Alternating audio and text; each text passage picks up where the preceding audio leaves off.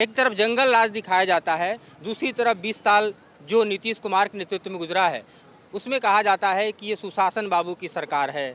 लेकिन आपको लगता है कि सुशासन और कुशासन के सवाल जवाब के बीच में बिहारी अब भी फंसा हुआ है? जैसे आप दिल्ली में इस वक्त फंसे हुए दिखाई दे रहे हैं, कोई मुंबई में फंसा हुआ दिखाई दे रहा है, कोई अहमदाबाद में है। ये जो पलायन का दर्द है और बिहार का चुनाव है, कितना कनेक्ट करते हैं आप? देखिए, बिहार में अभी भी जागरूकता की बहुत कमी है। अभी भी बिहार का जो समाज है जातिवाद में बटा हुआ है। लोग अभी भी अपने बिरादरी, अपनी जाति के नाम पर वोट कर जाते हैं। नेता काम क्यों करेगा, विकास क्यों करेगा? उसको तो खामखा एक दो पटाखे जला देने हैं, हम जातिवाद का जला देने हैं, या आजकल जो भाजपा भी कर रही है धर्मवाद की। अगर वोट हम जिस आधार पे करेंगे हमें वही मिलेगा। जाति आधार पर हम करेंगे, समाज में जातिवाद फैलेगी। धर्म के आधार पर हम करते हैं तो धर्म फैलेगी। अगर रोजगार, आपने कहा तेजस्वी जी ने रोजगार, ये सरकारी रोजगार क्या रोजगार है? हम नहीं मानते हैं। ये तो वही हो गया, बाप का खजाना है, उस पर बैठ के खा जाओ। स्किल डेवलप करो भाई, गुणात्मक शिक्षा के तरफ बढ़ो। हम कह रहे हैं गुजरात में क्या सारे सरकारी नौकर हैं क्या? नहीं है। पंजाब में सरकारी नौकर हैं क्या? आप एग्रीकल्चर सेक्टर में को मजबूत करो।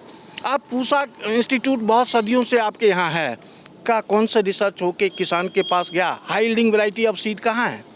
बिहार में खेती बंद क्यों हो गई? एक तरफ आपने मैन पावर का रेट बढ़ा दिया, लेबर चार्जेस को बढ़ा दिया, बेस्ट प्राइस।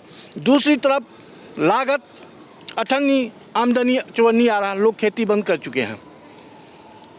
पशुपालन के तरफ आप कह रहे हो कि सरकार का ये फैसिलिटीज है। एक भी आप बताओ पशुपालन सक्सेस में हो, यहाँ से भी जाके लोग दिमाग लगा, सप्लाई नहीं है। जो उसको पशुपालन में कॉस्ट बैठ रहा है ना, वो गेन नहीं है। 7% आप जर्सी गाय से फैट लेवल होता है दूध का, आपका दूध 30 रुपये जाता है सुधा में। आपने मार्केट का कोई व्यवस्था नहीं कर रखा है। लोग डेयरी लेकर के बैठते हैं, 6 महीना के अंदर ये बड़ा सवाल है कि कृषि बहुल समाज है बिहार का और कोई इंडस्ट्री है नहीं।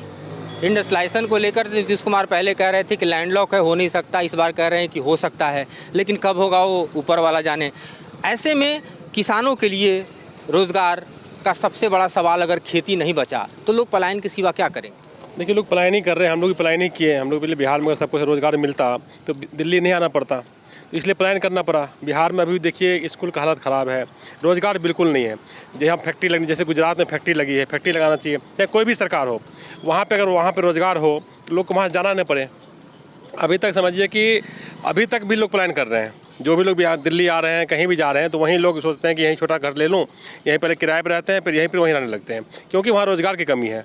बिहार में इतनी रोज़गार आज के डेट में भी है कि लोग अभी भी परेशान हैं। हर राज्य से अभी समझिए कि बिहार में गरीबी चल रही है रोज़गार की वजह से।